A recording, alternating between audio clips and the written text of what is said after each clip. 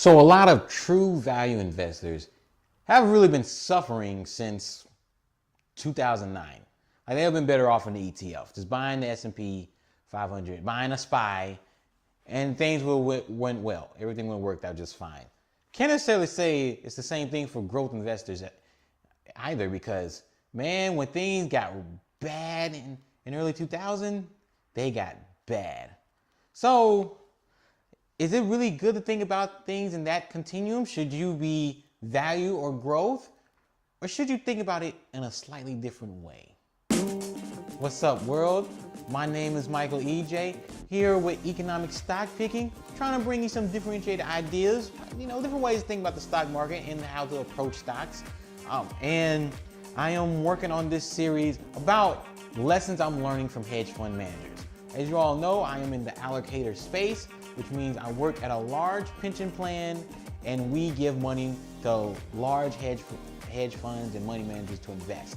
And of course, you have to do due diligence on those managers. You gotta learn how they're thinking, how they make decisions, what they're looking for when they're picking stocks, and looking deeper and deeper in some of the more successful stock pickers that are out there. One of the things I'm really picking up on is how they think about value versus growth. And it's not just them, this is just the industry in general. Because to me, that's not a good excuse.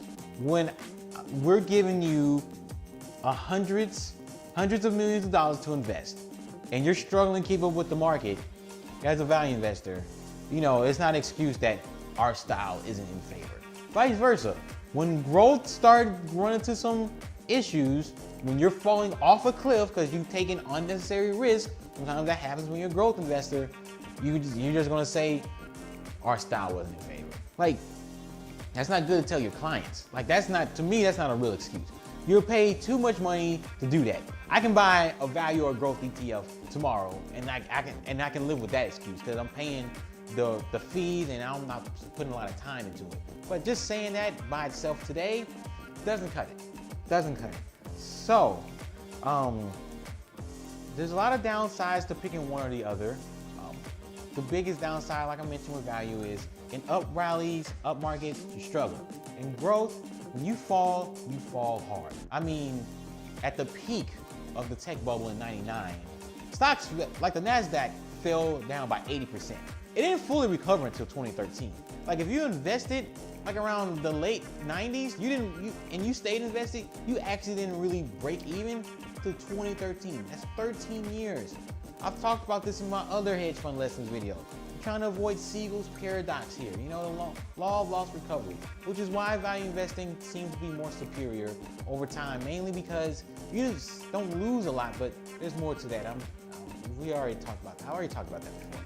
Check that video out in the card, the myths behind value investing. But regardless, that's not the point. The point here is I want to introduce to you some ways to think about stocks and your portfolio in general, where it will either keep up in up markets and just lose less in down markets, or do extremely well in up markets and you limit falling off the face of the earth when a bear market arrives. So there's a couple of approaches to consider. First off is the Goldilocks situation. The Goldilocks situation is the one where most people like to go down. This is the one where Jeremy from the Financial Education channel really likes to go down. I think the month way similar. Matter of fact, there's a good amount of YouTubers, some of the more successful ones, more successful than my channel. This is kind of the route they tend to go if growth is a concern with their value stocks. And that's what it is. It's something that if you're a PEG investor, price to earnings to growth, these are more of your stocks. And it was born out of a guy named Peter Lynch. Peter Lynch came up with the PEG ratio, and during his time, more successful of an investor than Warren Buffett. I mean, he managed a mutual fund and was getting 30%, like annually, like over 20 plus years. So, I mean, it's really good. It's a really good, simple way to think about things. And what you're really looking for is similar pricing to the market, maybe even lower pricing, similar to lower pricing to the market in terms of valuation, but higher growth prospects. I mean, that's essentially what the PEG ratio you're looking for. You're looking for, even if the valuation is higher than the market, the growth has to be very good.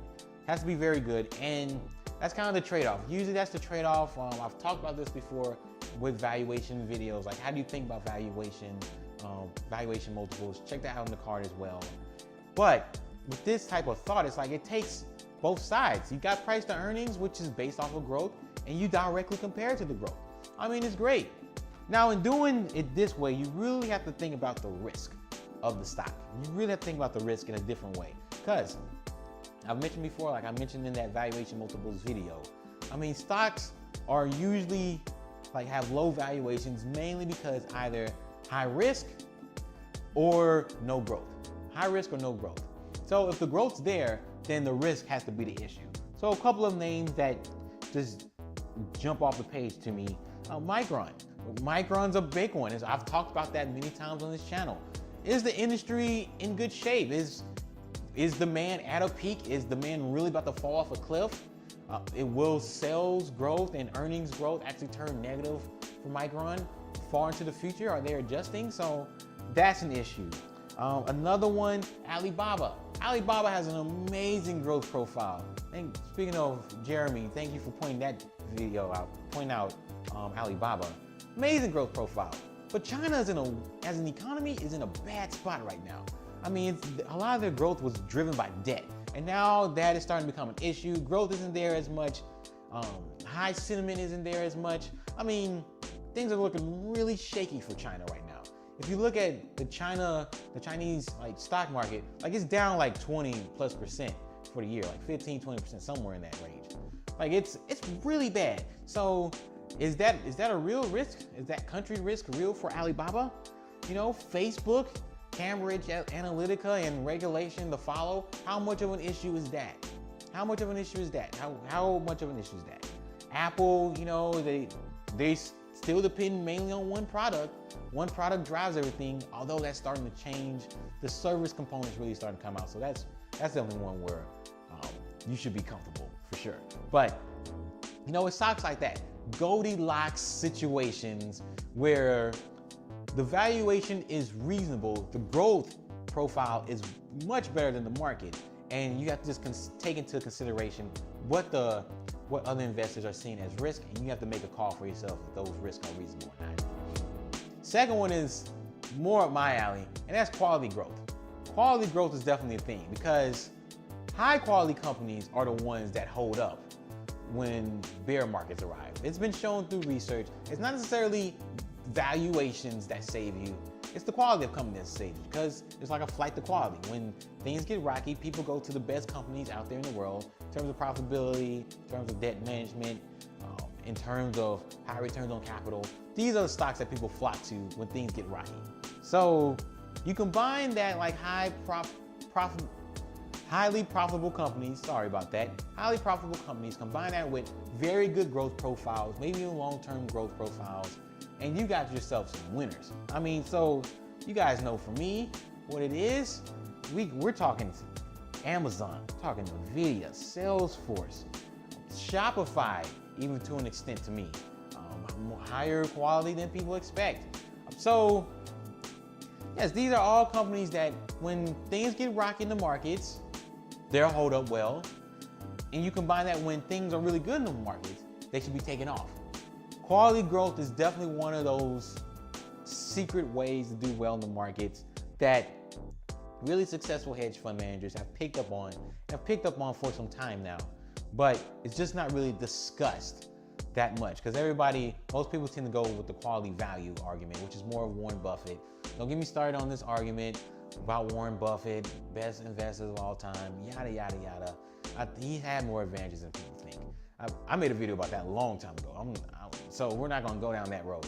But yeah, I mean, to me, I love quality growth. Just gotta make sure you're not paying too much, like on a valuation standpoint. Like I've told you before, I will slightly pay a premium even to the price today if I think the growth profile is worth it tomorrow, but just watch out for paying too much. Now, the third more unique way I've seen that's becoming more and more of a thing is more like aggressive growth stocks. So not just the quality growth, but just aggressive growth in general, maybe taking just a little bit more risk for growth stocks. So being long-term investors in those weed stocks, and in Tesla and in Netflix, you know, where the fundamentals aren't necessarily 100% there, but the stories are there. The long-term growth profiles could be there. And you kind of hedge. You use part of your portfolio as a hedge to that.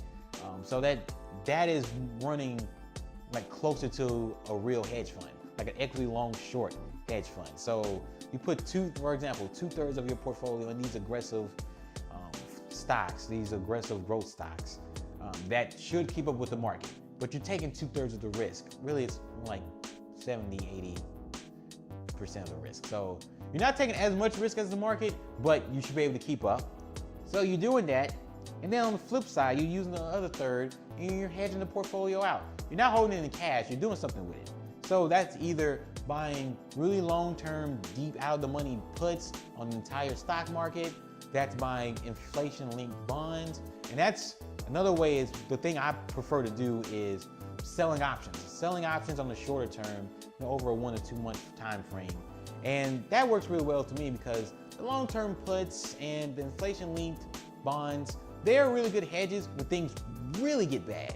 I mean, when the stock market has like a real correction beyond 10%, that's when that stuff works. But before that, you know, like for example, now I mentioned this earlier in the year. Check this out in the card where I talked about we're more in a range-bound market.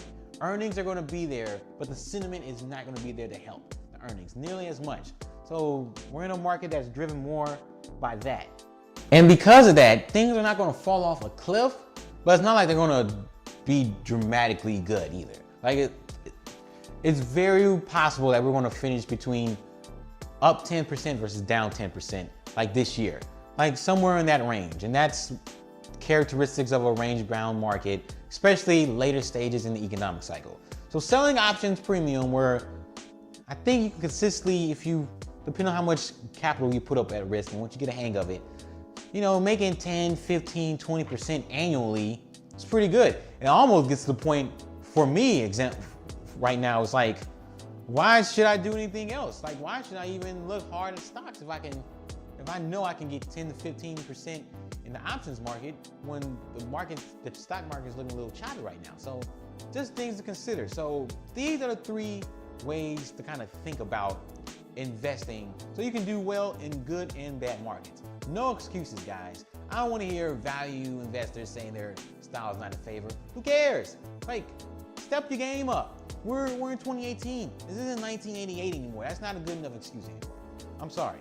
It's just not a good enough excuse. So keep these 3 ways in mind. The Goldilocks situation, which probably is the one most people prefer. Quality growth, which I think hedge funds kind of prefer, and myself to an extent, and aggressive growth investing combined with a hedge. That's all I have for you all today. Make sure to subscribe. Make sure to check out all my other videos. And I'll see you at the next one.